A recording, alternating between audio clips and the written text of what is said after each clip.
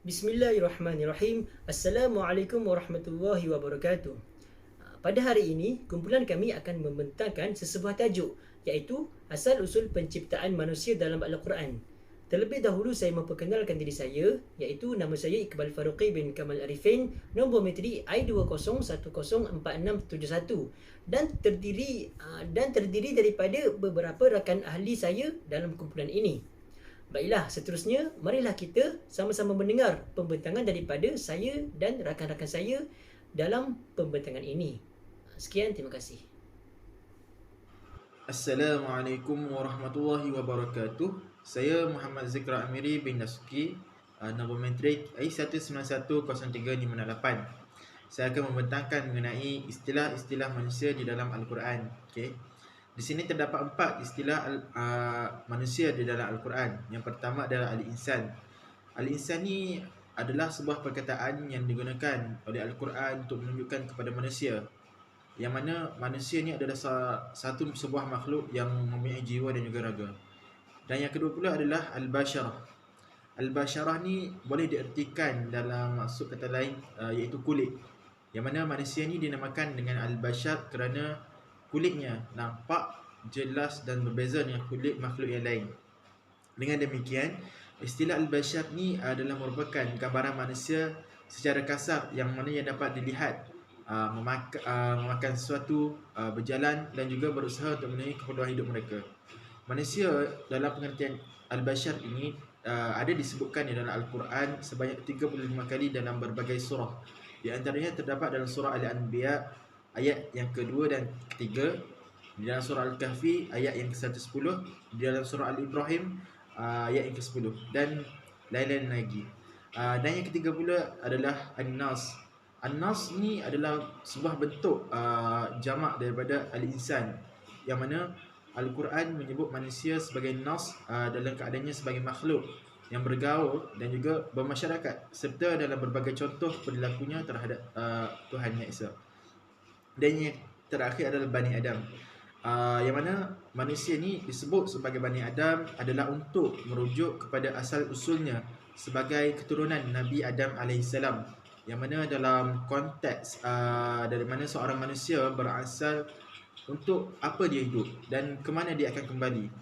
Dan kita dapat ketahui penggunaan istilah Bani Adam ini adalah menunjukkan bahawa manusia adalah bukan daripada hasil daripada evolusi makhluk seperti haiwan. Dan di dalam Al-Quran juga menggambarkan bahawa manusia adalah sebagai makhluk yang memiliki sesuatu yang agung di dalam dirinya. Di samping itu, manusia juga dianugerahi akal, yang mana yang dapat membezakan nilai baik dan juga buruk. Dan akhir sekali, Al-Quran ni ia memandang manusia sebagai makhluk yang suci dan mulia, bukan sebagai makhluk yang kotor dan penuh dengan dosa. Sekian daripada saya, itu sahaja. Seterusnya saya serahkan kepada pembentang yang seterusnya. Assalamualaikum warahmatullahi wabarakatuh. Bismillahirrahmanirrahim. Assalamualaikum warahmatullahi wabarakatuh. Nama saya Iqbal Faruqi bin Kamal Arifin, nombor metri I20104671. Baiklah, seterusnya saya akan sambung pembentangan saya. Penciptaan manusia dari tanah. Allah menciptakan manusia dari unsur tanah. Dalam salah satu hadis disebutkan, sesungguhnya Allah menciptakan Adam dari gumpalan tanah yang diambil dari seluruh tempat yang ada bumi. Jika Allah mengkehendaki, boleh saja manusia diciptakan dari unsur lain. Tentu sangatlah mudah bagi Allah. Ia boleh jadi diciptakan manusia dari unsur cahaya seperti malaikat, atau diciptakan manusia dari api seperti iblis, atau dari unsur-unsur lain seperti emas, perak, tembaga. Tentu Allah yang Maha Kuasa ni dah mampu dah buat, dah sangat-sangat mampu dah buat. Tapi justru manusia diciptakan dari tanah yang kita pijak setiap saat. Baik, seterusnya, hadis yang disebutkan di atas sinkronim dengan temuan penelitian bahawa unsur-unsur yang terdapat pada tubuh manusia juga terdapat di dalam tanah. Baik, maksudnya di sini ialah hadis-hadis yang saya bacakan tadi ini ialah di tanah ini mempunyai unsur-unsur yang terdapat sama seperti apa yang terkandung dalam badan manusia. Contohnya seperti Tubuh manusia terdiri atas air kadarnya antara 54 hingga 70%, lemak 14 hingga 26%, protein 11 hingga 17%, karbohidrat 10%, unsur-unsur anorganik 5 hingga 6%. Baik, seterusnya, jika kandungan itu diurai ke dalam unsur-unsur dasarnya, maka akan didapati hasil bahawa tubuh manusia terdiri atas oksigen 65%, karbon 18%, hidrogen 10%, nitrogen 3%, kalsium 40%, fosfor 70%, sulfur 20%, potasium 0,18%, sodium 0,10%, klor 0,10%, magnesium 0,054% dan beberapa unsur lain 0,014%. Beberapa unsur-unsur lain ini seperti yodium, fluor, brom, besi, tembaga, mangan, seng, krom, kobalt, nikel, molybdenum, vanadium, silikon dan aluminium. Unsur-unsur kimia yang dikandung tanah tidak berbeza dengan unsur-unsur kimia yang terdapat pada tubuh manusia. Baik, maksudnya di sini ialah apa yang saya sebutkan tadi ialah iaitu oksigen, karbon, hidrogen, nitrogen dan sebagainya adalah semua itu ada dalam tubuh manusia, tetapi ada juga pada tanah. Sebab itulah Allah menciptakan manusia daripada tanah. Sebab antara sifat-sifat tanah ni yang ada, antara sifat-sifat kebaikan tanah ni ada bermacam-macam lagi kalau ikut sains, iaitu ada oksigen, karbon, hidrogen, sama je dalam badan manusia. Jadi sebab itu kebaikan-kebaikan tanah ni, sebab itulah Allah menciptakan manusia daripada tanah, kerana tanah mengandungi pelbagai sumber seperti oksigen, karbon, hidrogen dan sebagainya yang saya sebutkan tadi. Jadi sebab itulah Allah ciptakan manusia daripada tanah. Baik, seterusnya kita pergi pula kepada dalil penciptaan manusia dari tanah. Baik, kalau kita tengok di sini terdapat dua dalil, iaitu daripada surah Al-A'raf ayat 12 dan daripada surah Al-Hijr ayat 28. Baik, daripada surah Al-A'raf ayat 12 iaitu qala ma mana'aka alla tasjuda idh amartuk qala ana khairum minhu khalaqtani min narin wa khalaqtahu min tin. Maksudnya Allah berfirman, apakah yang menghalangimu untuk bersujud kepada Adam di waktu aku menyuruhmu? Menjawab Iblis, saya lebih baik daripadanya. Engkau ciptakan saya dari api, sedangkan dia engkau ciptakan dari tanah. Baik, dalil yang kedua daripada surah Al-Hijr ayat 28 iaitu wa idh qala rabbuka lil malaikati inni khaliqun basharam min salsalin min hama'in masnun. Maksudnya, dan ingatlah ketika Tuhanmu berfirman kepada para malaikat, sesungguhnya aku akan menciptakan seorang manusia dari tanah liat yang kering, iaitu yang berasal dari lumpur hitam yang diberi bentuk, iaitu seorang manusia. Baik. Okey, seterusnya, kenapa Allah selalu ingatkan manusia bahawa mereka ini diciptakan dari tanah? Baik, kerana rahsia sesungguhnya penciptaan manusia ini dari tanah, tempat kematian ke tanah, sejuk pun ke tanah, sesungguhnya memang Allah yang maha mengetahui. Tetapi kalau ikut tafsir daripada ayat yang saya bacakan tadi, bahawa manusia ni mempunyai watak untuk menyombongkan diri yang sangat-sangat luar biasa. Maksudnya ialah semua menjadi bahan sombong, semua menjadi bahan kesombongan, seperti sombong kerana harta, keturunan, pangkat, jabatan dan sering berlaku zalim atau melampaui batas. Jika kebaikan yang diperolehinya, manusia sangat bakhil, dan jika keburukan yang didapati, manusia selalu berkeluh kesah. Baik, maksudnya di sini ialah contohlah apabila seseorang itu lupa diri. Apabila seseorang itu lupa diri, maksudnya kita kena mengingatkan dia kembali. Dari manakah dia diciptakan? Contoh macam, awak ni dulu bukan main sama-sama dengan kita ke? Main badminton sama-sama,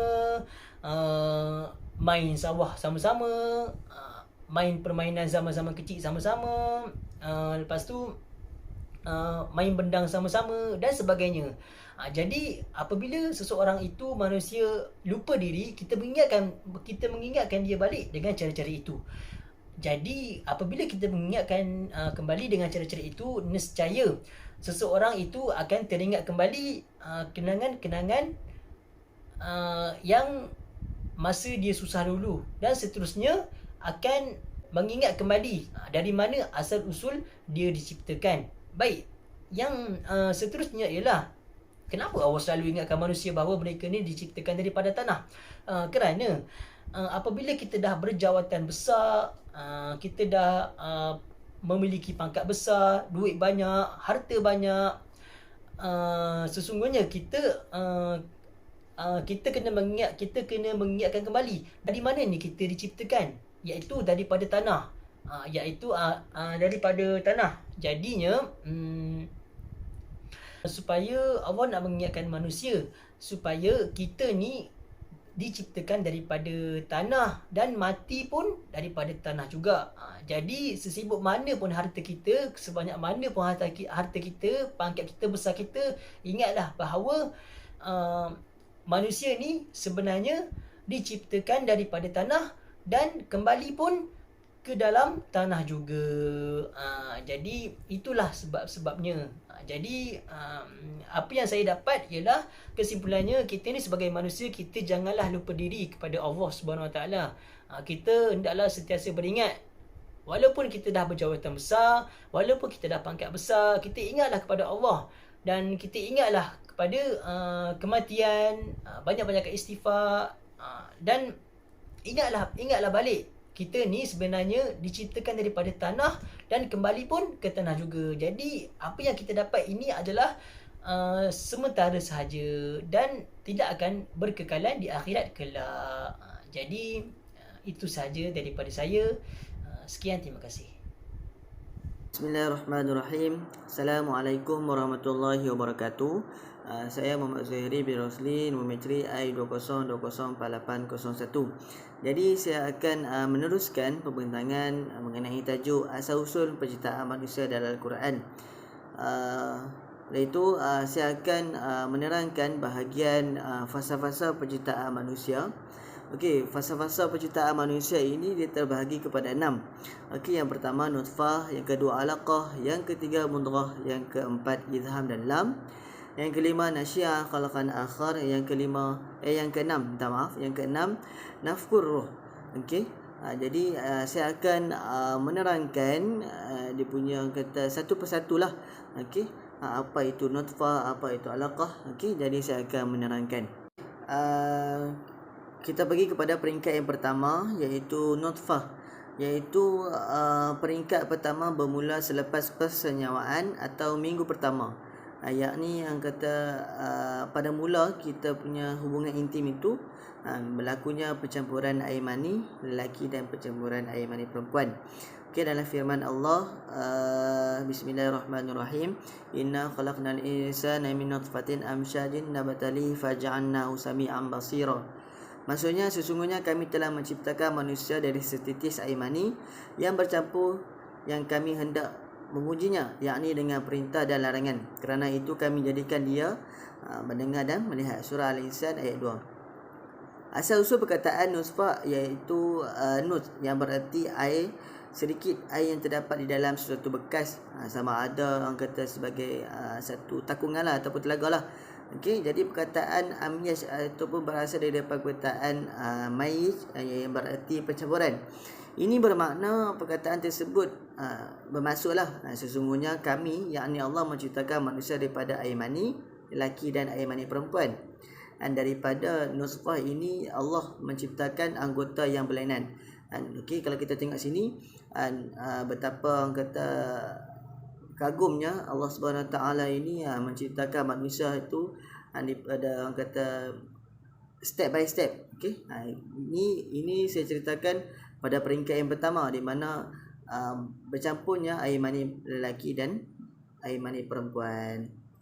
Okey, kita pergi kepada peringkat yang kedua, di mana peringkat alaqah, iaitu melekat atau bergantung pada rahim ibu. Peringkat ini terjadinya pada hujung minggu pertama atau hari yang ketujuh. Pada hari ketujuh, telur yang telah disenyawakan akan ditanam dalam dinding rahim.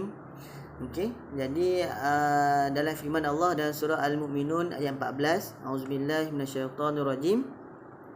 Summa khalaqna an-nutfata 'alaqatan fa khalaqna al-'alaqata mudghatan fa khalaqna al-mudghata 'idhaman fa kasawna al-'idhama lahma thumma ansha'nahu khalqan akhar fatabarakallahu ahsanul khaliqin. Sadaqallahul azim. Maksudnya kemudian kami ciptakan air benih itu menjadi sebuku darah beku, lalu kami ciptakan darah beku itu menjadi seketul daging, kemudian kami ciptakan daging itu menjadi beberapa tulang, kemudian kami balut tulang-tulang itu dengan daging. Setelah sempurna kejadian itu, kami bentuk dia menjadi makhluk yang lain sifat keadaannya. Maka nyatalah kelebihan dan ketinggian Allah sebaik-baik penciptaan. Okey, jadi ada juga segelintir ahli tafsir ini menafsirkan alaqah itu sebagai segumpal darah, dan ada juga yang menafsirkan sebagai sesuatu yang melekat atau yang bergantung. Jadi perkara ini terjadilah pada minggu pertama hingga ketiga. Dan Rasulullah SAW telah bersabda, pada setiap seorang daripada kamu semua bahagian yakni anggota ciptaan dikumpulkan di dalam rahim ibumu dalam masa tempoh 40 hari. Okey, jadi hadis sahih riwayat Bukhari dan Muslim. Okey, dalam ayat ini dan Allah pun dah menerangkan dia punya kata macam mana alaqah itu kan menjadi sebuku darah beku, menjadi kata daging, lepas tu menjadikan beberapa tulang.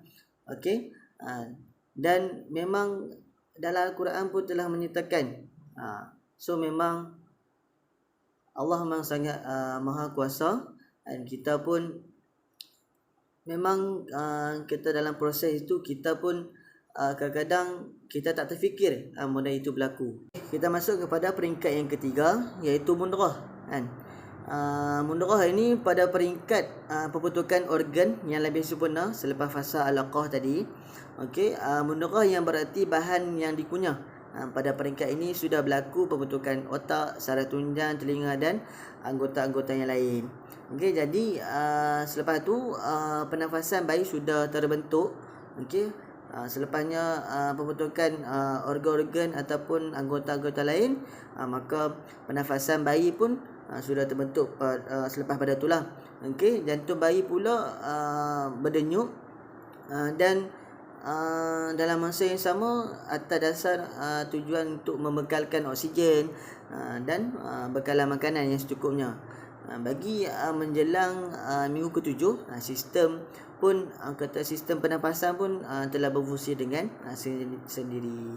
Okey, jadi dalam firman Allah, minta maaf saya tak sediakan dalam slide. Okey, panjang sangat. Okey, surah Al-Hajj ayat 5, dan Allah menyatakan, wahai umat manusia, sekiranya kamu menaruh syak tentang kebangkitan makhluk, maka sebenarnya kami telah menciptakan kamu dari tanah, kemudian dari setitik air benih, kemudian dari sebuku darah, kemudian dari seketul daging yang disempurnakan dan tidak disempurnakan untuk kami.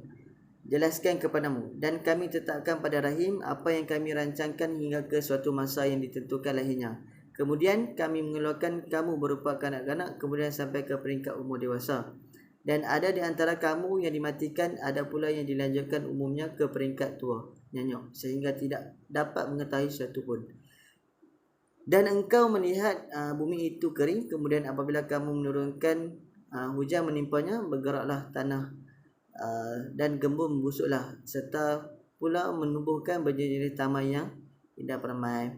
Jadi dalam surah Al-Hajj ni Allah menyatakan macam mana kita ciptakan, okey, di segi yang kata apa, di segi dari air mani lelaki dan air mani perempuan, lepas tu terbentuknya alaqah, lepas tu terbentuknya mundrah. Okey, jadi dalam ayat ini pun okey, kita dapat faham dengan lebih lanjutlah berkenaan dengan fasa-fasa penciptaan manusia. Okey, kita pergi kepada peringkat yang seterusnya, iaitu peringkat yang keempat. Okey, di mana izan dalam. Okey, izan dalam ini merupakan terbentuknya pada minggu ke-5, ke-6 dan ke-7. Iaitu berlakunya pembentukan tulang yang mendahului pembentukan otot-otot. Apabila tulang belulang telah dibentuk, otot-otot akan membungkus rangka tersebut. Okey, jadi izan dalam ini dia berlakulah dia punya proses itu, dia bentuknya tulang, lepas tu didahulukan dengan otot-otot. Okey, dan otot itu akan membalut di punya rangka. Okay, dalam firman Allah dan surah Al-Mu'minun ayat 14, sama juga macam di atas tadi, kan? Maksudnya kemudian kami ciptakan air benih itu menjadi sebuku darah beku, lalu kami ciptakan darah beku itu menjadi seketul daging. Kemudian kami ciptakan daging itu menjadi beberapa tulang, kemudian kami balut tulang belulang itu dengan daging. Okey. Jadi pada minggu ke-7 itu terbentuklah dia punya kata satu sistem lah yang kompleks pada tahap ini.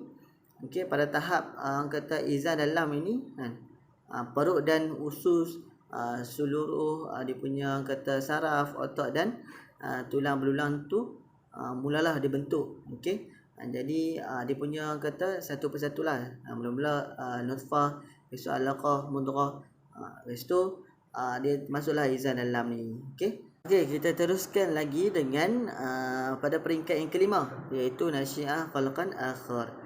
Okey, pada peringkat yang ini, okey, sudah masuk kepada peringkat janin. Pembentukan rupa dan bentuk juga berlaku pada peringkat ini. Okey, jadi pada peringkat ini juga dia menjelang pada minggu ke-8, dan beberapa lah kata perubahan di segi dia punya rupa bentuk lah. Dia tak macam dengan yang mula-mula tadi tu. Mula-mula tadi tu dia dah start otot, salah tunjang, lepas tu dia macam-macam lagi lah kan. So jadi pada tahap ini dia punya perubahan tu sudah berlaku. Jadi perubahan pada tahap ini juga bukan lagi embrio, tetapi dia sudah masuk kepada peringkat janin. Okey, pada peringkat janin. Dan pada bulan ketiga juga semua tulang ataupun janin itu telah terbentuk dengan sempurna lah.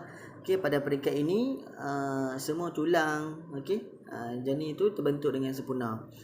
Alright. Dan dia punya kata kuku-kukunya pun dah boleh tumbuh kan. So pada fasa-fasa inilah yang kata dia punya proses tu, dia punya perubahan tu, dia punya kata dia punya lain.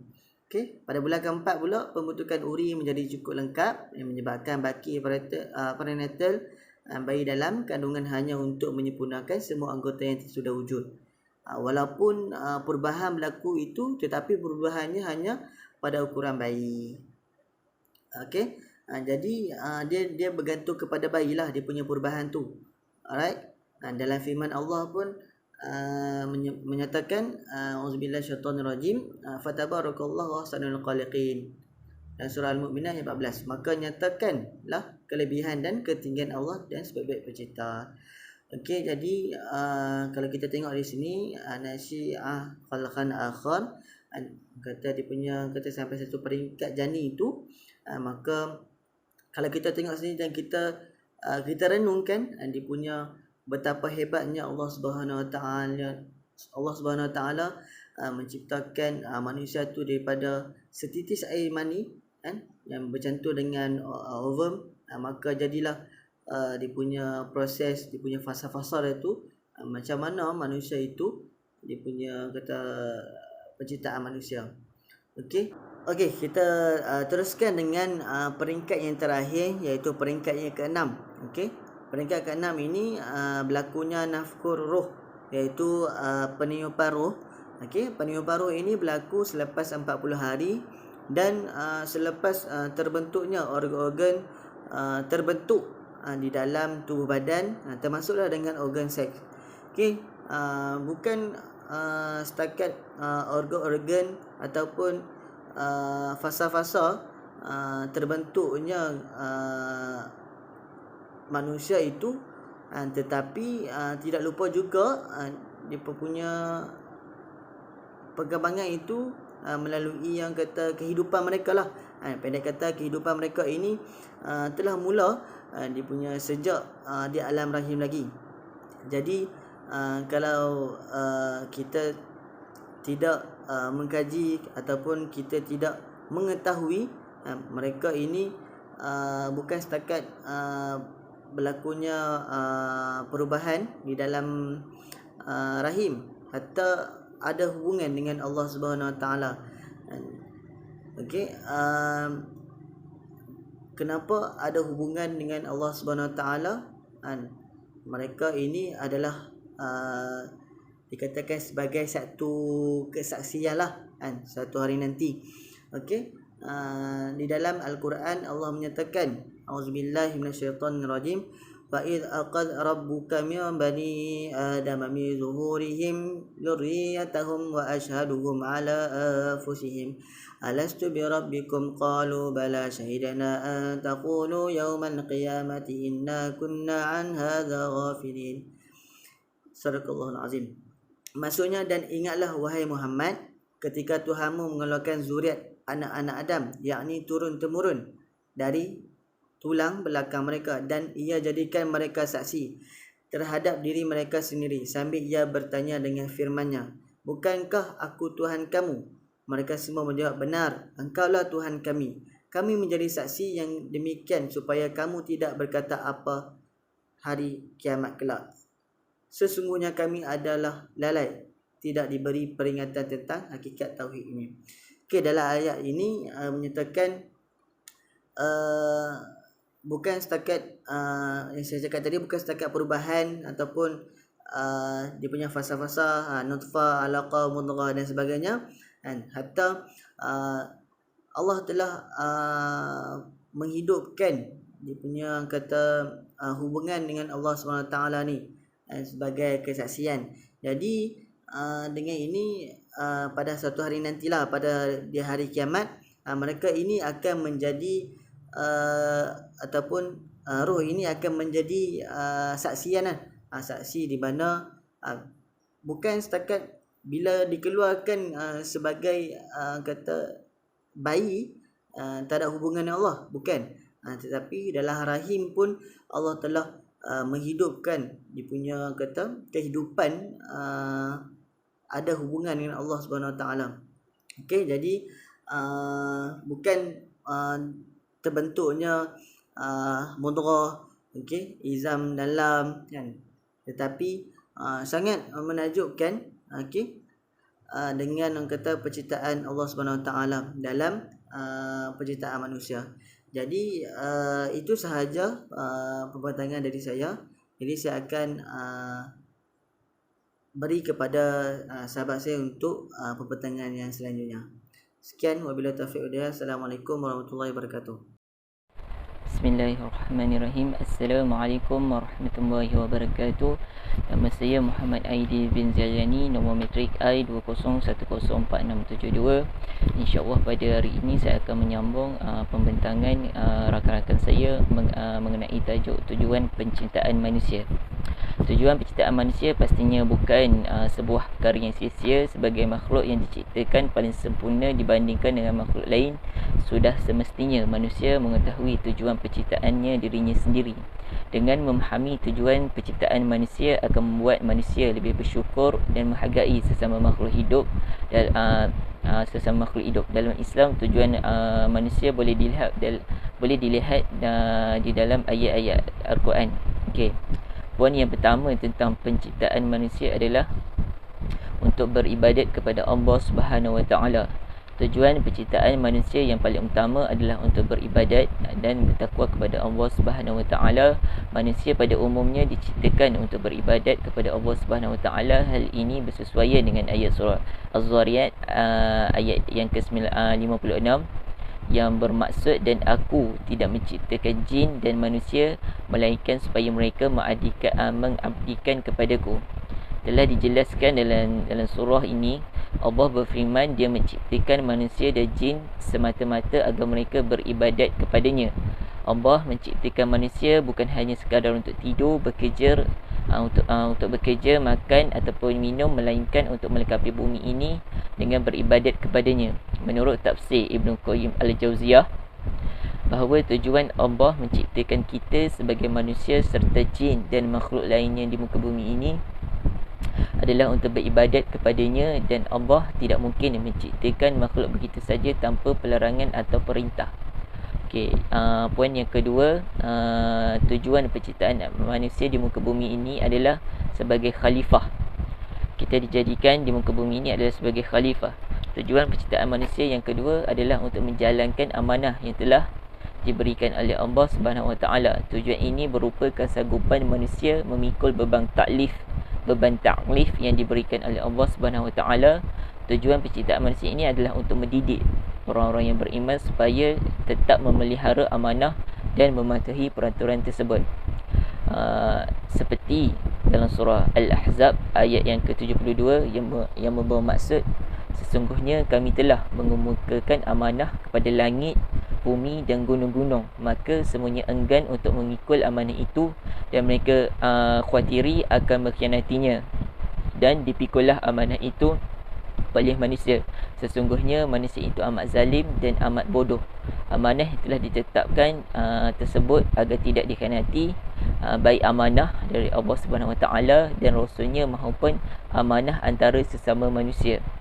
Okey, tujuan penciptaan manusia untuk poin yang seterusnya adalah agar manusia mengetahui kebesaran Allah Subhanahu Wa Taala.